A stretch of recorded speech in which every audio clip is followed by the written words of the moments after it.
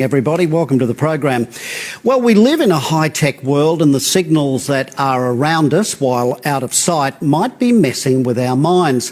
While the mobile phone debate surrounding their effect on our health continues to rage, companies are coming up with all sorts of devices and gadgets to combat the ill effects, if there are any. A phone micro shield promising protection has now arrived in Adelaide, so we put it to the test.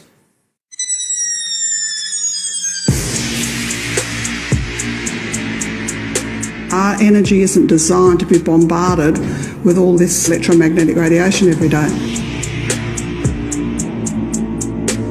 If we could see all the electromagnetic fields around us, we'd be quite frightened. We're surrounded in signals. I think it's the root cause of a lot of cancers. 3G, 4G, now 5G is coming to a suburb near you. It is a big health issue and it's only going to get worse. The big telcos will tell you there's nothing to see here. It's a bit like the cigarette companies saying that tobacco wasn't a problem. Electromagnetic radiation is what mobile phones emit. The question is it in harmful doses? I've seen enough patients already with sickness from mobile phone use. Adelaide health professionals like naturopath Dr. Jeffrey Bryant and Deborah Regari from the House of Healing say it's downright dangerous. Many in the scientific field today are very concerned as well. I had a woman came in here once with a 3-week-old baby in a pram with the mobile phone right next to this baby's head playing at music. But now a tiny wafer-thin shield is being touted as a potential protector of our brain. And when we road tested it, the result was jaw-dropping. Wow. We'll return to that soon, but Tony Mark Seymour, the man who introduced it to Adelaide from the US, reckons he was initially sceptical. Most of these devices don't work, and in fact some of them can have a negative effect. The EMF shield uses so-called quantum physics to assist the body to counterbalance these negative signals from phones.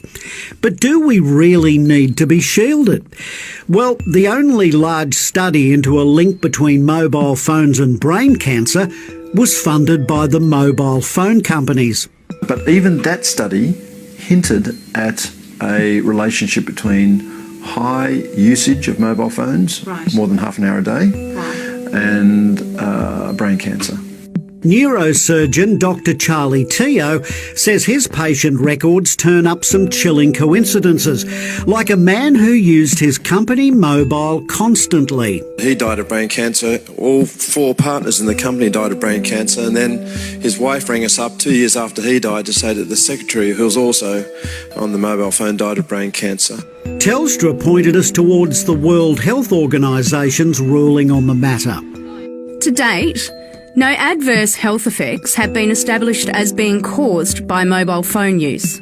But delving deeper, WHO has classified radio frequency electromagnetic fields, as emitted by mobile phones, as possibly carcinogenic to humans, based on an increased risk of glioma, a malignant type of brain cancer.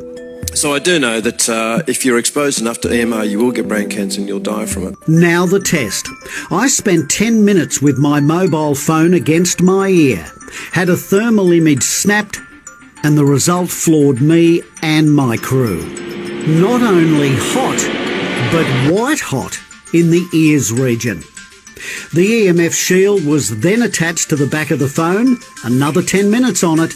This time the image snapped was cool.